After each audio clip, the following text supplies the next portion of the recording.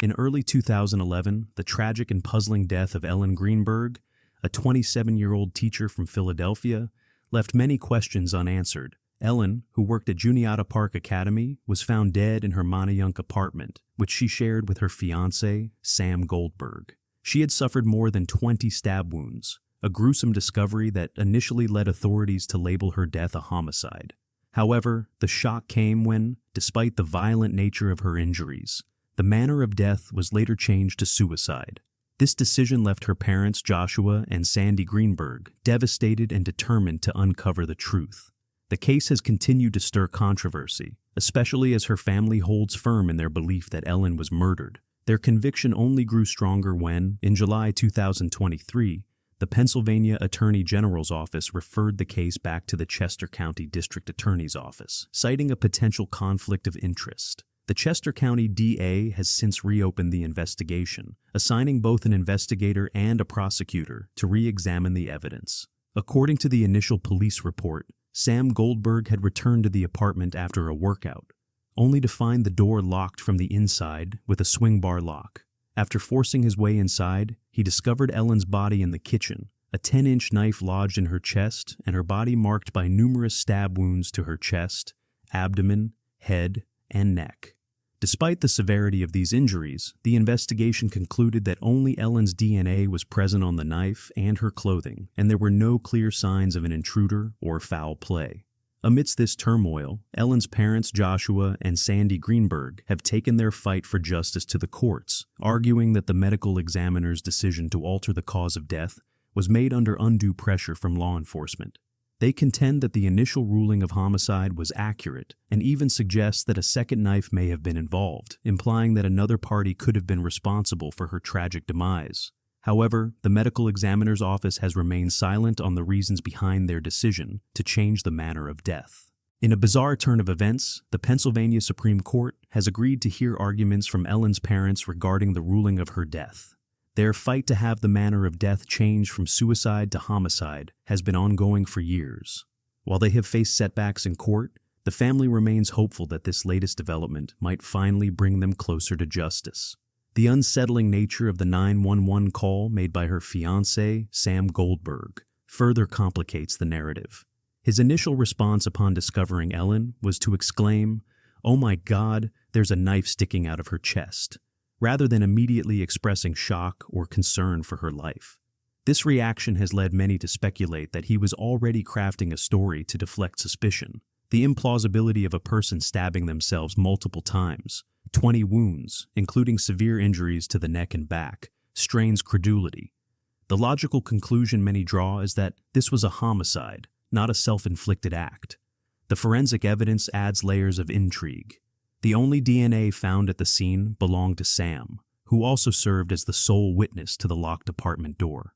How could Ellen have inflicted such damage on herself? The idea that she could have stabbed herself in the stomach, extracted the knife, and proceeded to inflict multiple additional wounds seems far-fetched to many.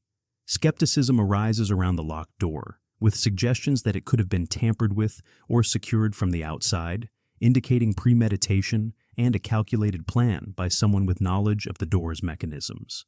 Ellen's mental health history also invites scrutiny. Recently prescribed a cocktail of medications, Ambien, Zoloft, Xanax, and Klonopin, some of which carry serious side effects, including suicidal ideation, raises questions about her state of mind leading up to her death. But even within this context, many believe that the evidence fails to support the suicide ruling. The basic details of the case remain troubling. There were no defensive wounds found on Ellen's body, no evidence of another person present at the scene, and Sam Goldberg had a solid alibi. Furthermore, Ellen had been struggling with mental health issues at the time, a factor that investigators believed contributed to the suicide ruling. On the day of her death, she had reportedly argued with Sam before he left the apartment. Despite these points, Ellen's parents and their lawyer, Joe Pedraza, continue to argue that key details were overlooked. For example, Pedraza has pointed out that the knife was never fingerprinted, and he has raised concerns about the possibility of a struggle occurring in the apartment, which might have been cleaned before detectives arrived. These discrepancies have fueled the family's belief that Ellen's death was not properly investigated. On March 15, 2019, the Philadelphia Inquirer published an investigative report that reignited scrutiny over Ellen's death, highlighting its suspicious nature. Renowned forensic pathologist 𝐒𝐮𝐬𝐜𝐫𝐢𝐻, known for challenging prominent cases, reviewed the evidence and declared it strongly suspicious of homicide, remarking that he couldn't fathom how the case had been dismissed as a suicide. Forensic scientist Henry Lee, who had played a key role in the O.J. Simpson trial, also reviewed the files, concluding that the characteristics of the wounds and blood patterns were consistent with a homicide scene. One of the most contentious points of the investigation revolves around the stab wounds that penetrated Ellen's brain.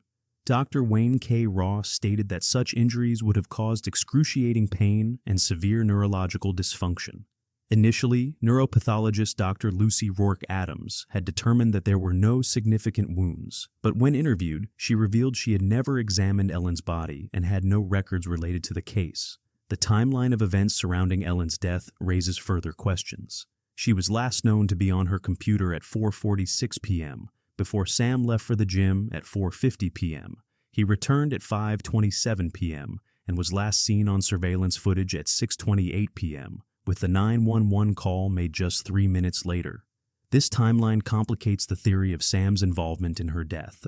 In the weeks leading up to her death, Ellen's computer activity revealed troubling search terms related to suffocation and suicide methods. Just weeks before her death, she had searched for quick death and even browsed an article on euthanasia. While these searches indicate that suicide may have been on her mind, they stand in stark contrast to the violent nature of her death. Counter-arguments against the suicide theory include the idea that search terms related to suicide don't guarantee action. Critics find it implausible that Ellen could stab herself multiple times with such violence, particularly given her recent progress with medication. The absence of struggle noises could point to a surprise attack, where a rapid stab to the spine might have rendered her unable to fight back. Ultimately, the statements from Ellen's parents regarding Sam do not conclusively absolve him. Victims of domestic violence often conceal the truth from loved ones. With Ellen living 2.5 hours away from her parents, it's likely they weren't privy to the intricacies of her relationship. The chilling possibility that law enforcement may have coerced a confession from the victim herself, an idea that seems too absurd to be plausible, highlights the urgent need for transparency and justice in a case that remains a haunting enigma. The evidence strongly suggests that Ellen Greenberg was murdered rather than having taken her own life.